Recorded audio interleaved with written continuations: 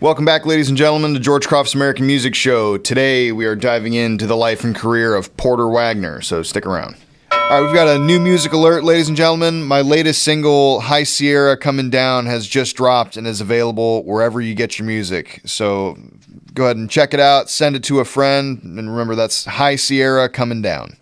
We are also brought to you by Tyler & Co. Marketing, providing top-notch photography and videography services to Northern California. Tyler & Co. is your one-stop shop for social media content, product videos, commercials, promotional videos, and best of all, weddings and events.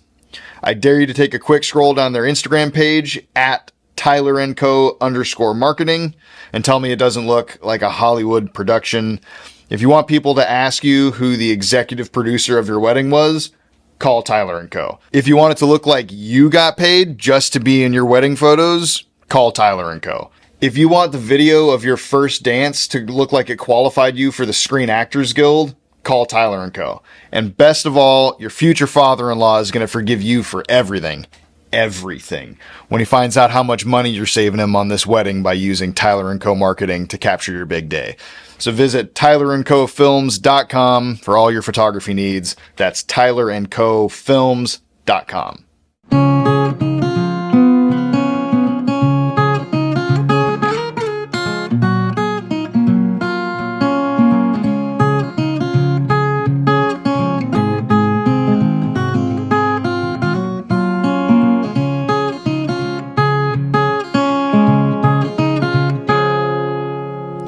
All right, so Porter Wagoner is a pretty interesting dude, not because he ever, he doesn't ever have this like level of fame that we're kind of used to covering on the show. He's super successful. He becomes like a staple in the country music scene, but he's kind of a slow burn for part of it here. And he has some interesting run-ins with some other people that we've covered. But so he's born in 1927, and very similar to a lot of the other people we've covered. He grows up playing guitar and just learning by listening to the radio, covering his childhood heroes. And this is, 1927 in Missouri. So it's, nobody has money. It's all just, in the hill country with a family with lots of kids and just doing what they can to survive kind of thing. But he, I think he said he bought a guitar he used to get paid to shoot rabbits, so he'd get like 15 cents or something per rabbit, and he was like saving up to buy a guitar, and then his mom helped him with part of it. But so, he just does everything he can to get his hands on a guitar here and kind of teaches himself, starts writing his own songs, and he ends up working for a grocery store, and I think this is in the 40s, and the owner of that grocery store used to have him play like during events that they were doing. So like the store was having like a big sale on pies or something. They would, kind of the same way that Elvis got his start playing on flatbed trucks in front of drugstores. Porter Wagoner's kind of doing something similar for this grocery store that he works at. And the owner of that store is the one that sponsored him to go on the local radio station. So the guy like paid for airtime. And that kind of gets his foot in the door on the radio scene. And he starts, performing more. He starts a band, I think, called the Blue Ridge Boys. Yeah. And that was in, I think they did that through like 1951. I think I saw a poster for a Blue Ridge Boys with Porter Wagoner. Like there's a poster. But anyway, so they're starting to play, around and get some radio time. He gets married briefly in 1943 for like less than a year or something. And there's not a lot of detail about how that marriage fell apart. It does seem like there's two sides to Porter Wagoner that are similar to the two sides of a lot of other people we've covered. And because he does, on the one half of his personality, he's this great musician and he's a good network guy. Like he helps bring a lot of people up. He does a lot of favors for people. He works with people that, he gives a lot of big breaks later in his career. So there's lots of people that, want to say positive things about him.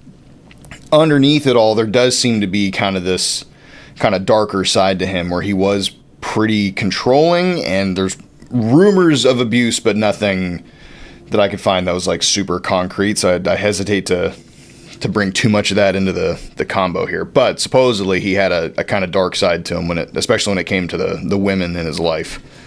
But anyway, so he had a brief marriage in 1943, and then in 1946 he gets married again.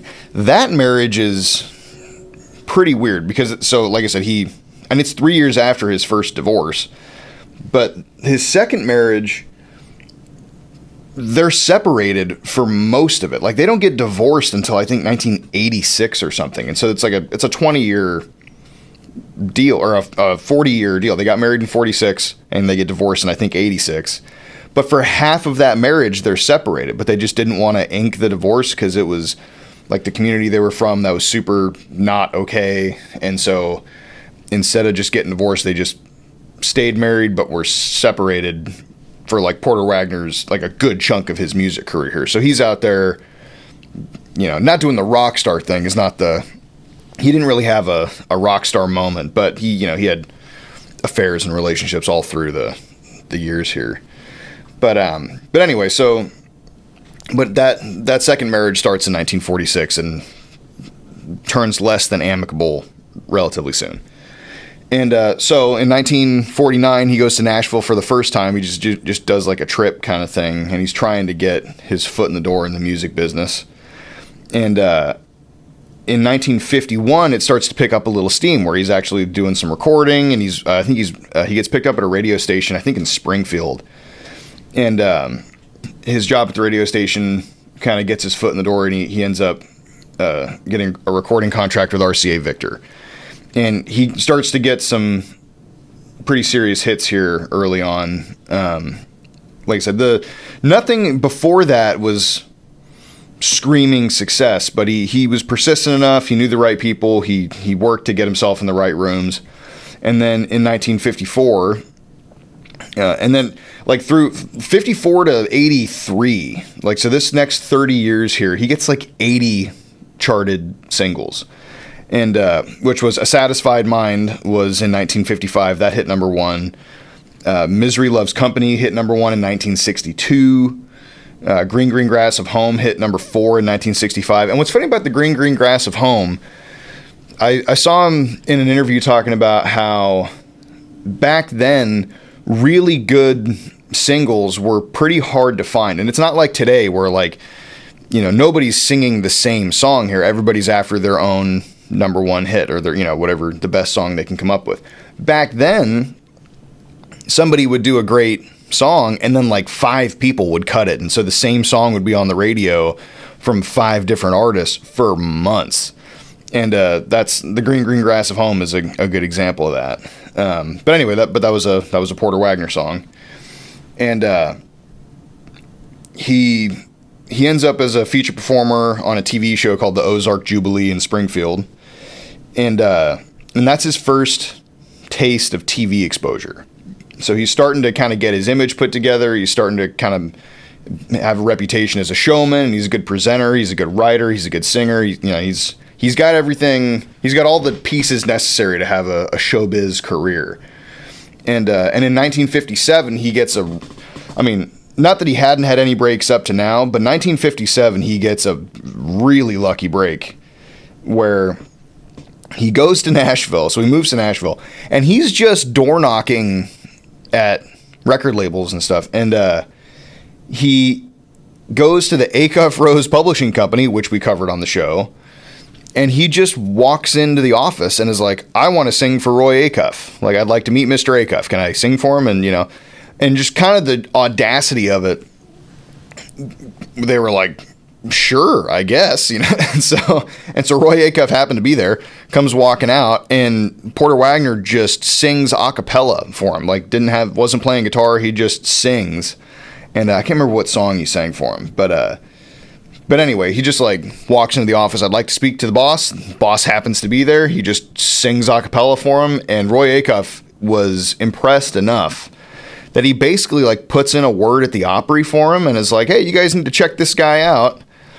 And normally to become an Opry member, especially now, to become an Opry member now, You can be working in the business for decades, play the Opry dozens, if not hundreds of times, and over the course of, a few decades here, and not be an actual Opry member. Like, they're pretty, sparse with the actual memberships that they give out. Like I saw recently, I think Steve Earle just recently became an Opry member, even though he's been, big in the music business for decades.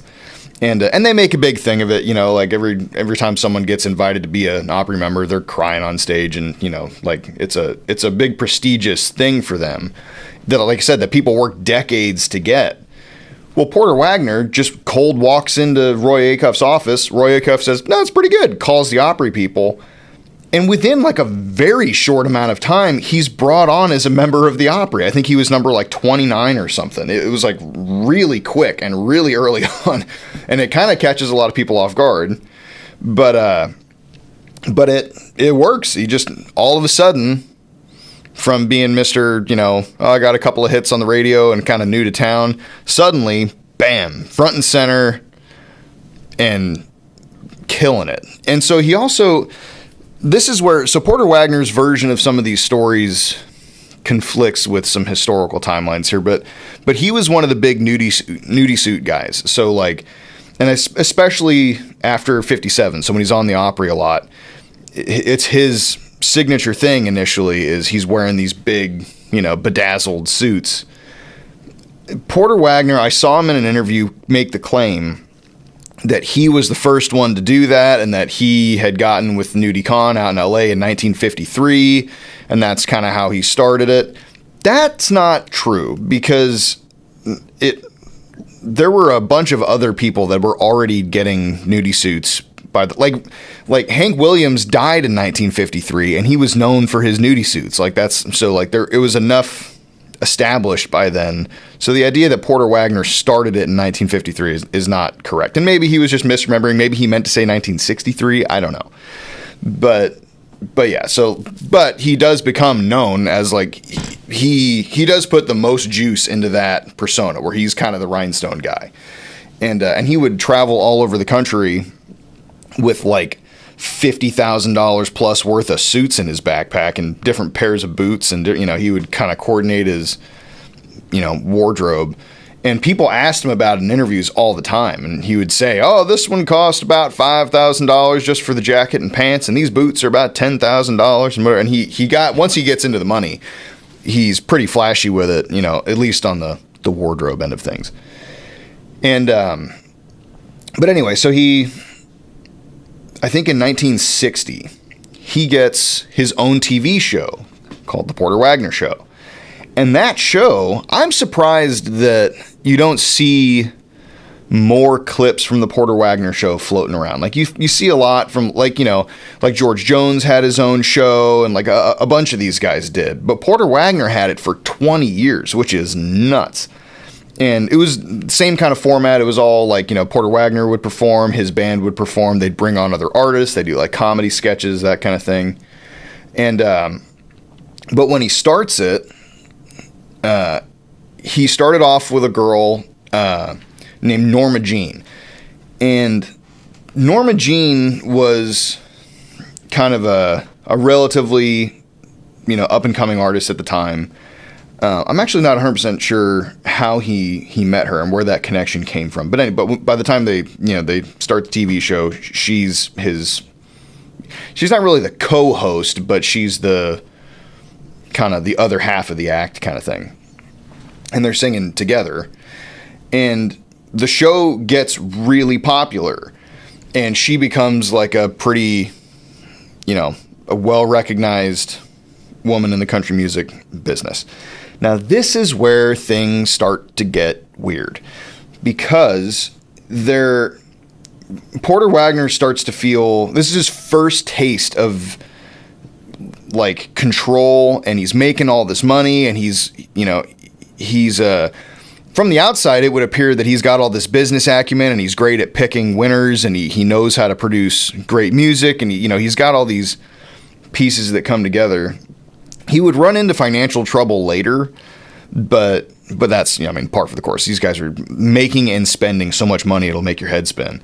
But initially he was pretty meticulous about his contracts and business stuff. And that controlling part of his nature, especially when it came to the women around him, starts to rub on Norma Jean. And there are a bunch of rumors about, a romantic relationship there. And so she's on from, I think, 61 to 67. So it's like a 6 or 7 year period here. And she just leaves the show. She just decides, this isn't for me. She gets married, and it's unclear how much of because the timeline is she's on the show, she gets married, she leaves the show.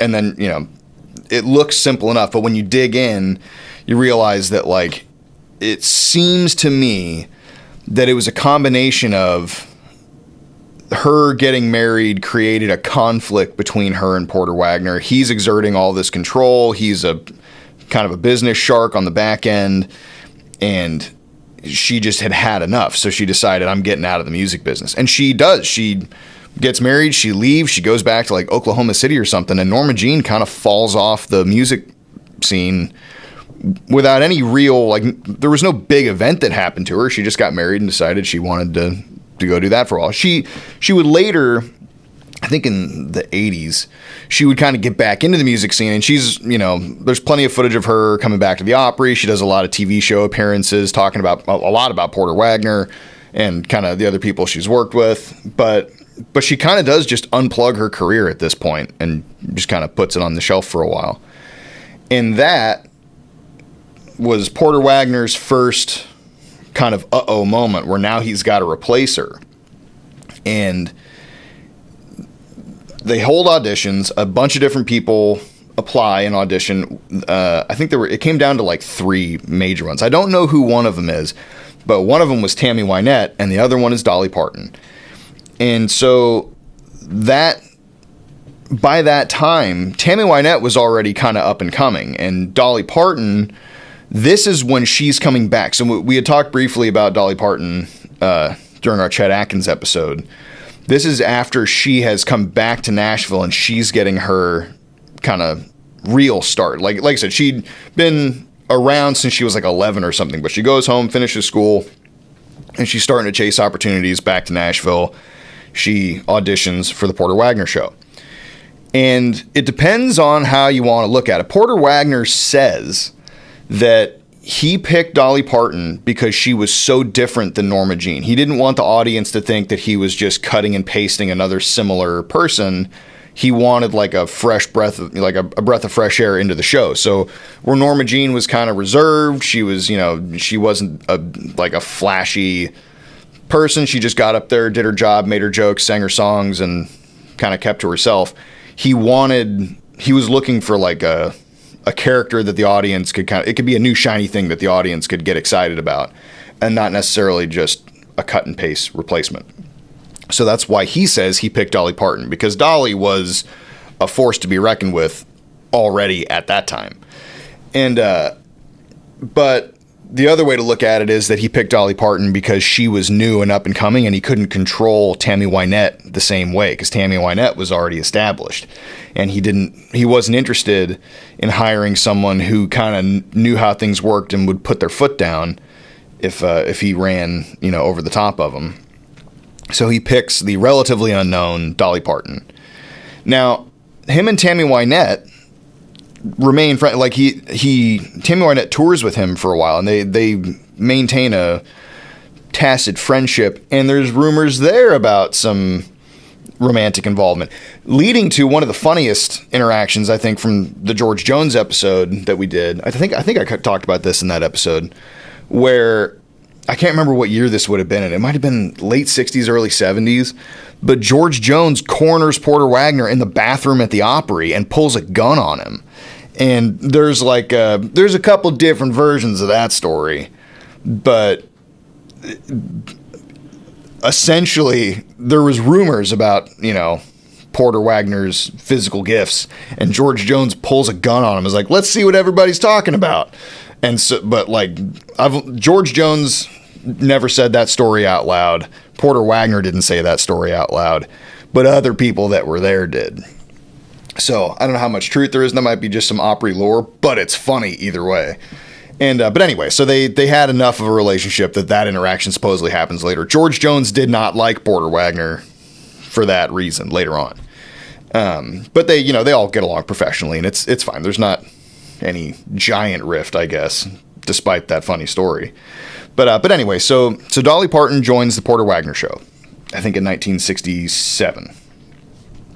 And initially, it does not go well. So, because somehow the things happen so fast with Norma Jean leaving the show, them holding auditions and replacing her, it happened so quick that when they go to film Dolly's first episode, the crowd was expecting Norma Jean to be there. Like, the news just hadn't reached people that she was quitting. And so everybody was like, who's this person, basically? And Dolly Parton gets booed badly, during that TV performance.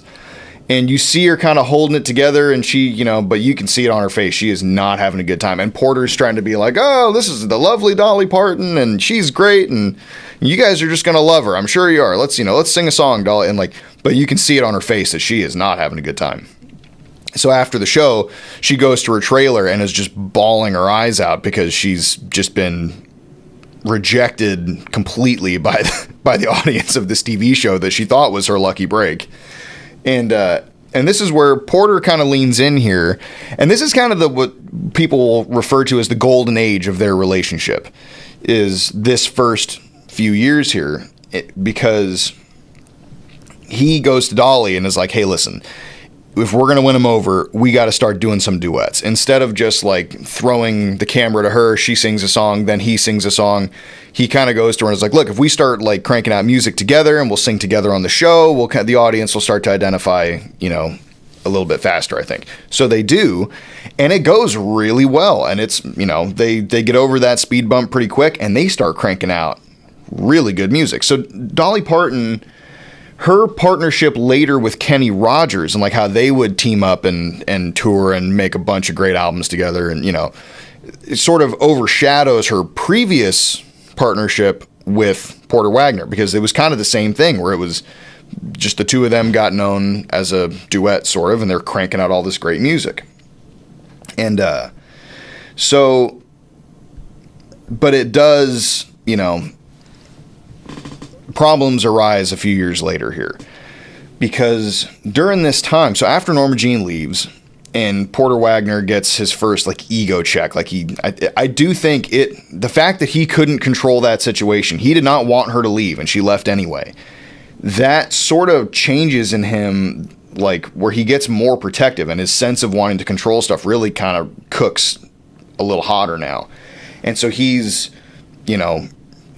supposedly in later years, especially in later years in his life, he would be known as this almost schizophrenic dude who would write down every interaction he had. He had a room in his house that was a locked vault that he just kept full of handwritten notes, recording tapes of conversations that he had with people, not all of which were consented to. But he was I mean, I wouldn't go as far as to say that he was the country music P. Diddy of back in the day, but it had the same kind of vibes where he was just tracking everybody. He tracked every conversation. He tracked every verbal agreement. If he made a verbal agreement with somebody, he would go write down exactly the date, what was said by who, and it would go in his vault of favors to call in later.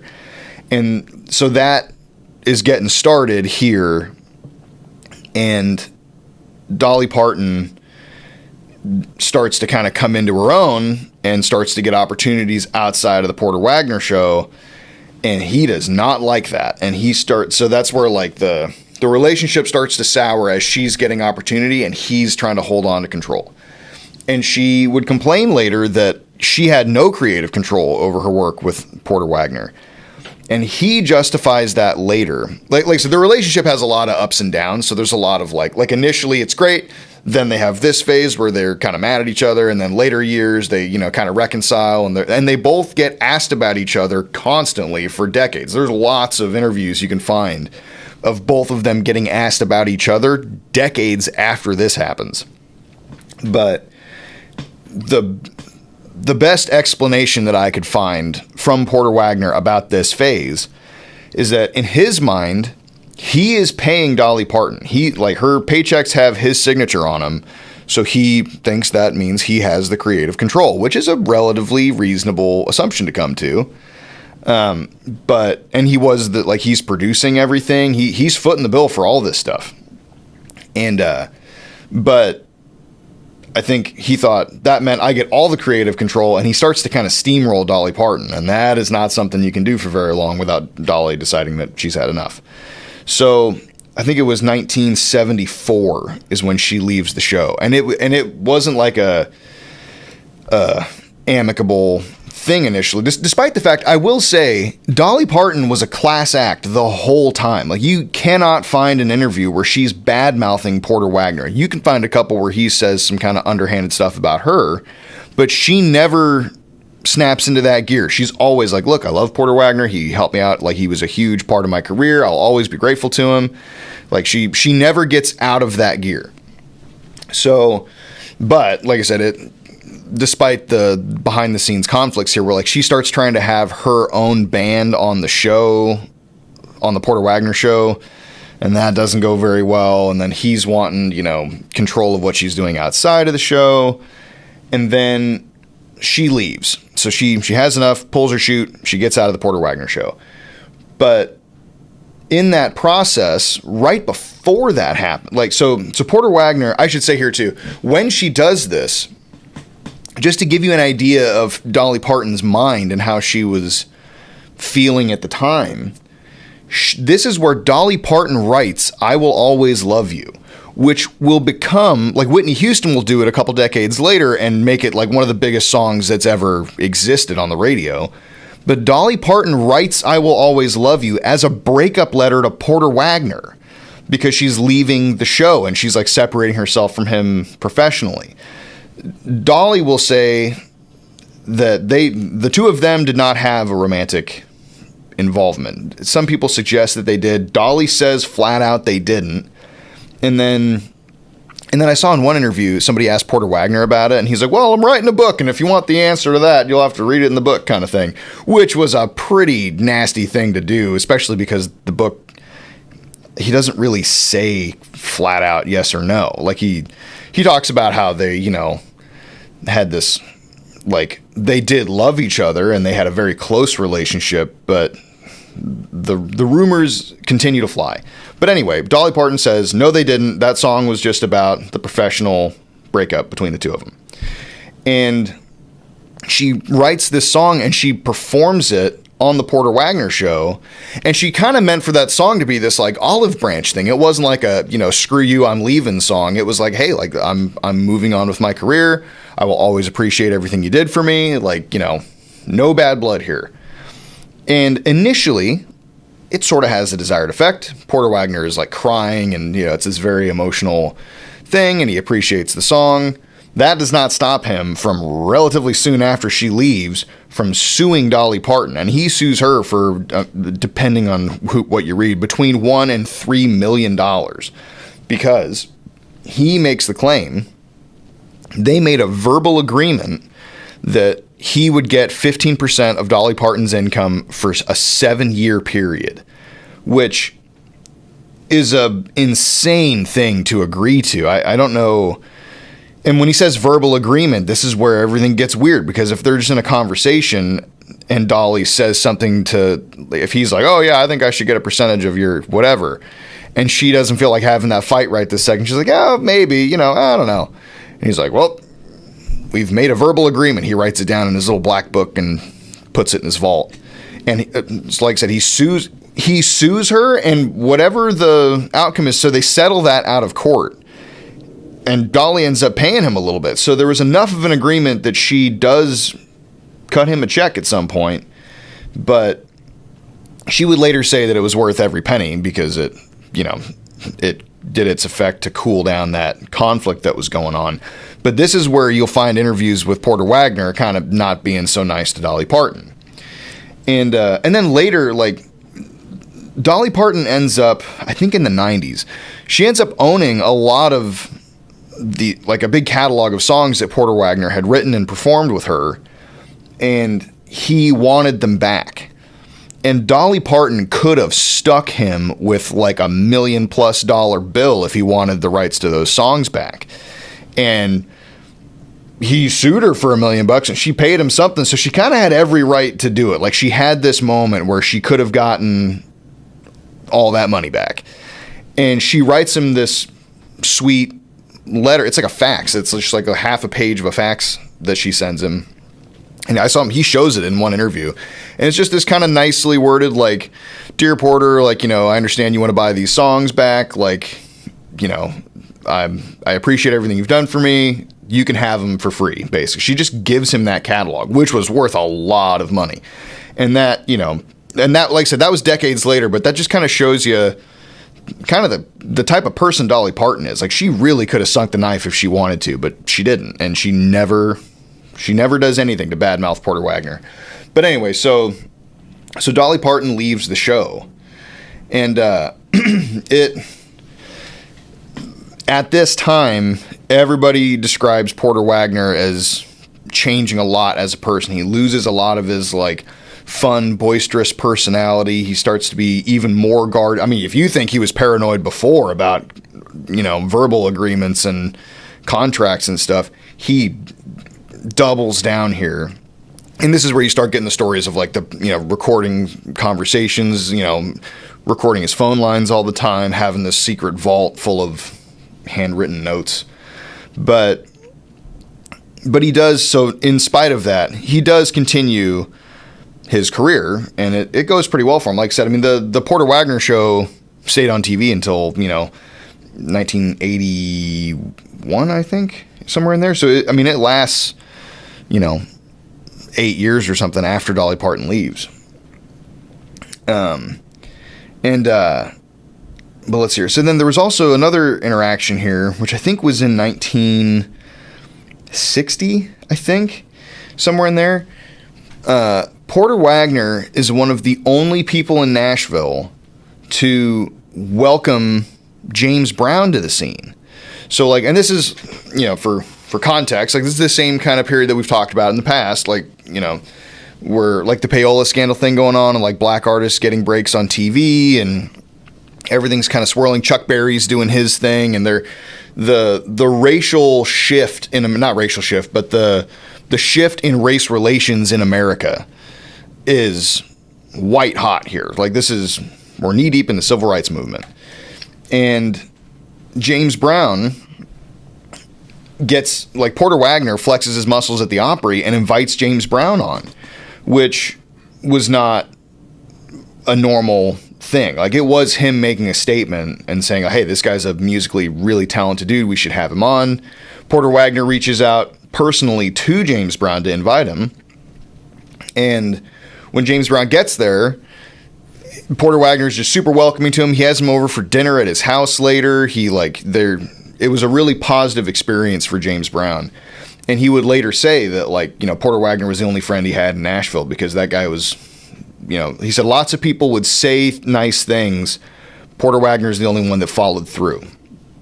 And to the point where, like, so James Brown dies before Porter Wagoner, but when Porter Wagoner dies, I think in 2007, James Brown's family is like, they send flowers for that with, like, a nice, note saying how much Wagoner had helped James Brown's career and kind of what it meant for him at the time. Which was, pretty cool of him to do. But, and like I said, so through the 60s here, he's still working and he's still cranking out songs and he's still getting hits. He's still, he's a big name in the country music scene as a member of the Opry with his own TV show. So the money is rolling in here, and Porter Wagoner is, from the outside, appears to be doing really well.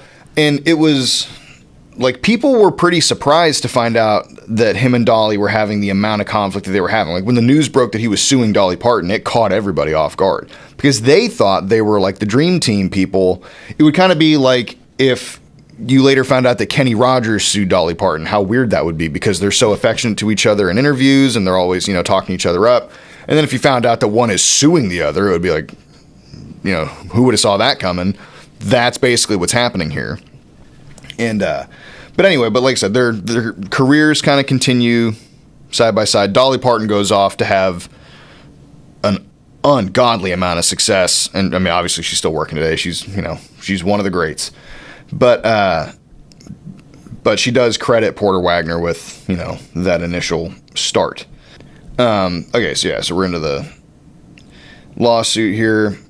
Okay, so like I said, people were surprised by the amount of conflict going on behind the scenes, despite the fact that they were both having so much success together. So then in the 1980s, somewhere, I think 82, somewhere here, like somewhere in the mid 1980s, Porter Wagoner builds an all-female band and like hits the road to perform. And it goes fine. And he had it and they were on the Porter Wagoner Show, and he kind of, it kind of became this, he wanted this group of pretty women behind him, and that was all fine and dandy, but it didn't last very long. And there's an interview where Porter Wagoner's talking about how, the all-female band idea didn't work out that great because they don't get along with each other behind the scenes. He's like, I think he said to one interviewer, he's like, we played 150 dates in a row. He's like, and you having 6 women in a tour bus for that long, it is not going to work. so that band gets ended, and he builds a different band, but which is another. I think it's another like glimpse into that weird side of him, where it was like he had a thing about like being able to control the women that were around him. So for him to build that all-female band, it almost doesn't make sense unless you put it in that lens of like he was surrounding himself with people he felt like he could control a little better. And as soon as it became apparent that he couldn't, that there's just enough conflict there that it became too much of a pain in the neck, he just pulls the plug. Like none of those women, well, I shouldn't say that. I shouldn't say none of them go on to have successful careers, but they don't get like another shot. It's not like they went off to do bigger and better things. He just pulls the plug on his all-female band, and it's like, this is too much trouble. And so, but he starts, like I said, he's starting to appear in some films here and there. We're in the late 80s into the 90s here. He's starting to kind of settle into that image of like one of the greats that's been around for a long time. Because you got to remember his career here, he's talking to a lot of the people that we've covered on this show. Like there's everybody we've covered was on the Porter Wagoner Show at one point or another. There's interviews between him and, Marty Robbins and, Johnny Cash and like all these people that came through, and George Jones and like, everybody that we've talked about. He's kind of this constant in the background of the music scene in Nashville through its golden age. And he's just kind of raking in the money as it's happening. And so, like I said, he's getting some film work here. He's in a Clint Eastwood film in 1982. But he never lets go of the shiny stage performance. Like I said, he spent so much money on nudie suits, it was crazy. And he had a funny thing where like he'd open his jacket and it just said hi. Like, and everybody would only like flash it enough. He said he used to do it to show off his belt buckle, which was expensive on its own. He wanted to make sure people got their, money's worth, I guess, of a show, and he'd be like flashing this belt buckle, and then people kind of noticed that there was lettering inside his jacket, and then every time an interviewer asks him, what does it say? It just says hi. And it's like just kind of a goofy stage thing he used to do. But anyway, so then, 1998, he starts, into the 90s here, he's receiving Grammy Lifetime Achievement Awards and, Living Legend Award, which is the like part of the CMAs. It's the TNN Music City News Country Awards is what it's called. It's kind of a mouthful. And then 2002, he's inducted into the Country Music Hall of Fame. And by this time, him and Dolly have patched things up. Like they're like I said, after the in the mid 90s there, when Dolly like gives him his music back and like doesn't charge him for any of it, we're back into, anytime you talk to the two of them, they're saying nice things about each other. And, and even there were a couple interviews I saw where people are trying to kind of get Porter Wagoner to badmouth her. Like he's like, oh, well, what'd you think about, her striking out on her own or whatever? And by that time, he's very careful to be like, no, I love working with Dolly Parton, and she's great, and we were a big part of each other's careers, and like, I would work with her again. And that's where one of the interviewers asked him, like, because Dolly Parton, it was kind of I think it was Ralph Emery's show that they showed. So Dolly Parton comes on the show. They ask her about Porter Wagoner, and she starts talking about how, their relationship was, and Ralph asks her, like, would you work with him again? And she was like, well, not if he's the boss. She's like, but I would love to work with him. Like, I'd love to do a music project with him again, but not if he's the one running the show with full creative control. And then they kind of just take this couple-minute clip of Dolly saying that, which was a reasonable enough thing to say, but then they tee that up on Porter Wagoner's interview 2 years later. So, like, Ralph Emery's sitting there talking to Porter Wagoner. He's like, well, here's what Dolly said 2 years ago. What do you think? Which is, I mean, I like Ralph Emery's, he's a legend especially in this line of work, like talking about, interviewing people and music history stuff and kind of being a music history archivist. Ralph Emery's the best. But I thought that was kind of out of character for him to tee that up, almost goading Porter Wagoner into a spat. But Porter does not take the bait, and he just says, well, if I was to work with Dolly Parton now, I wouldn't be signing her paycheck, so I wouldn't expect to have that level of control, and I would expect it to be much more, of a team effort. But he says, like, when she talks about me being the boss back in the day, it's because I was signing her checks, which, like I said, pretty reasonable. Seems like it. But anyway, so I don't know that they actually ever record together again and like release anything. But they perform together. They do a couple of duets here and there. And so then in 2007, I think, he releases his final album called Wagon Master. And, he had been diagnosed with lung cancer, like right before that. And he kept that pretty close to the chest too. Like, not everybody was aware of that. But Dolly was. And so there's a couple of sweet interactions where, like, she's going to the hospital to see him while he's on hospice, and they kind of make their, she says they made their peace kind of thing. And then he died a couple of days after she was there in 2007. But yeah, like I said, he was one of those characters that seemed to just always be there in the background for all these other kind of crazy up and down stories. And but he was a great songwriter, a great performer, just a top-notch showman. He kind of, I feel like there's a few of these people that we've talked about that, while they aren't always right out in front making headlines and, taking the world by storm, they're just this constant presence through this kind of crazy golden age of country music. And without them there, we would not have the music that we have today. Like, if Porter Wagoner wasn't part of the combination, who knows if Dolly Parton gets the same kind of break? Who knows if she has the same level of success that she would later have, despite his,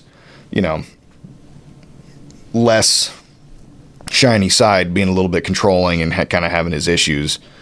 And he went through phases of having, some alcohol issues and stuff like that, but it never ruined his career the same way that it would for other people. But yeah, just kind of a consistent slow burn through the golden age. And he was a real integral part of that whole process. And without Porter Wagoner, we don't get "I Will Always Love You" from Whitney Houston. So just a cool ripple, I felt like. But anyway, so that is Porter Wagoner. He died October 28th of 2007. So, and just a legend. So thank you guys for listening, and we'll see you next week.